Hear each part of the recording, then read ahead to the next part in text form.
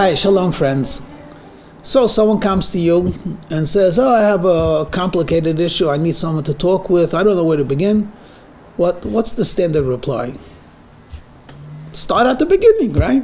Okay. You don't know where to begin. Start at the beginning. So let's go and look at the Chumash, at the Bible, 5 books of Moses. And sure enough, we have Bereshis, we have the beginning. In the beginning, God created heaven and earth. And I was thinking to myself that there's amongst the manifold, numerous explanations and interpretations, maybe we could suggest the following as well. You know why it's good to begin at the beginning?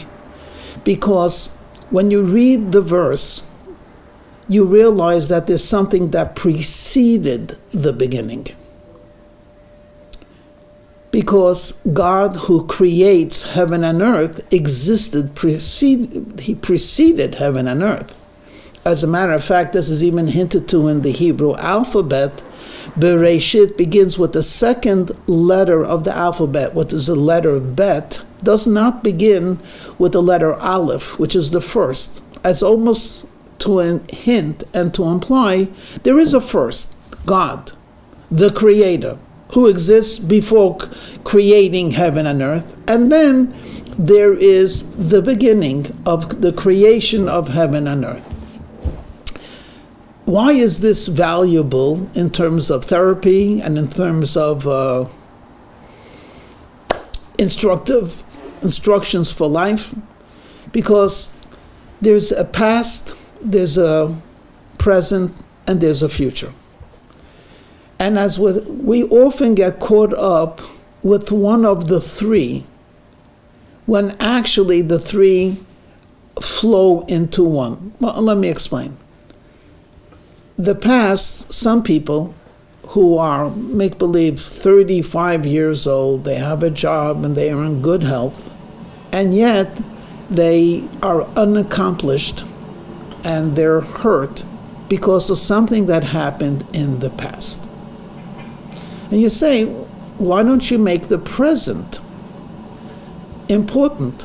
What happened some 15 or 20 or maybe even 28 years ago, it did happen, it did have an effect, but why should it stop you from living in the present? And then there are those people who live in the future. So why are you not yet married? You've met so many beautiful people. And the answer is, well, in the future, I will meet someone perfect. Why are you not happy with your job? Because in the future, something better will open up. Why are you not happy with the economic success? Well, there's always the future to be anxious about. And so why don't you just enjoy the moment? The present.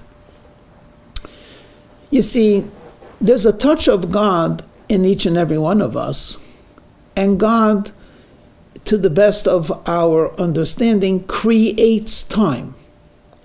And He not only creates time, but when we address the Almighty God, we address Him including the concept of the past, the present, the future, are all one within Him. Now, if we're created in His image, is it possible for us to have the past, the present, the future all as one? And I think it's obvious, yes. The past is memory. The present is now. The future is imagination. So it's not meant to be three epochs. The past has defined me. The present defines me. The future will define me. Rather, it's meant to be integrated as one. And it's interesting, this tension of taking past, present, and future and making it as one is something we do not in a philosophical way, but we do it actually in a very practical way. So, for example, on every seventh day, it's Shabbat. We stop working, we rest, we feast, we celebrate, Why? Oh, based on the memory, based on the past, based on the fact that God rested, or God took us out of Egypt. At the same time, we're celebrating the past by presently enjoying Shabbat.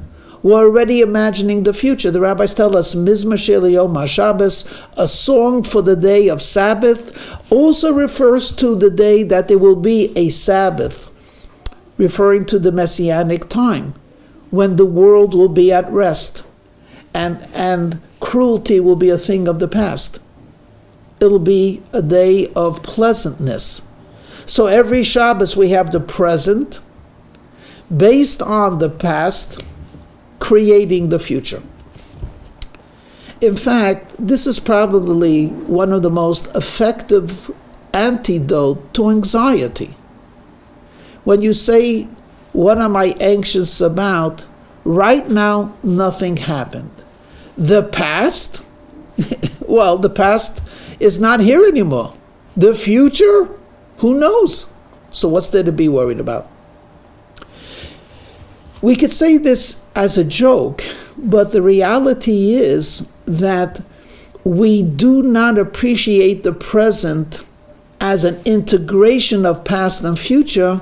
Instead, we use the past and the future as forms, as reference points to define now, when it should be, in my opinion, the opposite.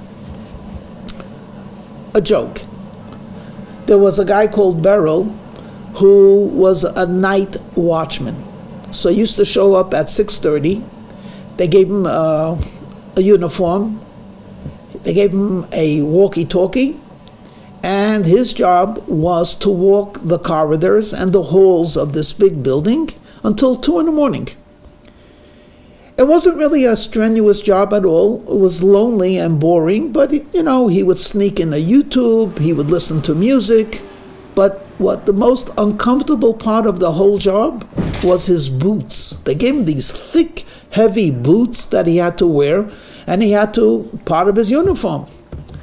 He finishes his shift 2 a.m. in the morning, and he has one thought: I can't wait to take off these horrible shoes.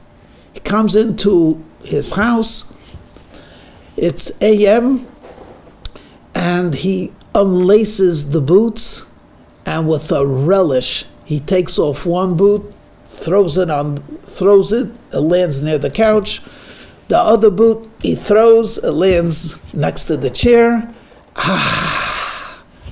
Relaxation. My feet feel good.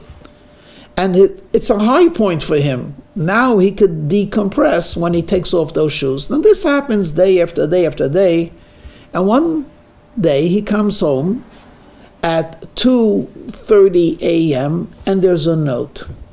Dear neighbor, please be considerate. For the last 3 weeks, I've been woken up by 2 thuds. I don't know what you're doing, but can you please be gentle? And he says, oh my gosh, how could I be so insensitive? Anyway, he opens up the door, he comes in, and habit kicks in. He unlaces his shoe, throws it, it lands next to the couch. Look what I did. The second shoe he takes off gently, and he puts it down almost with reverence, and he mutters underneath his breath, I hope you're enjoying your sleep. 20 minutes later, he gets a phone call. Who's going to call him 3 in the morning? He picks up, hello? Throw the damn shoe down already, will you? Okay. A joke, right? We're like that person. One shoe fell, and we're waiting for the second shoe to fall. Friends, it's not going to fall. No, what are you talking about? It's too good. It can't stay good. Based on prior experience, whenever it was good for the Jews, they were kicked out. Look at Israel. They win a war, it's good, and then there's terror. Then they do again, and then there's terror. And people pattern this, and they incorporate this, and it becomes part of their personality. They can't appreciate the present. When is that shoe going to fall? And I want to tell you, it's not going to fall. Why will it not fall? It won't fall because we won't let it fall. Because we actually hold destiny in our hands. We have made this world a more spiritual world. Let's not talk about the world. Let's just talk about me and you. In our life, we do the Torah to the best of our knowledge. We do the mitzvot. If we're fortunate to be married, we're faithful and decent to our spouses. If we're fortunate to have children, we educate them to the best of our ability. We're good. We're good people. And we do holy things. And we follow the instructions of the Almighty. And God is waiting to reward us and to reward the world. The shoe that fell, that's the past. The future is unfolding. Be confident, be happy, be assured that we will live to see the Mashiach. Amen.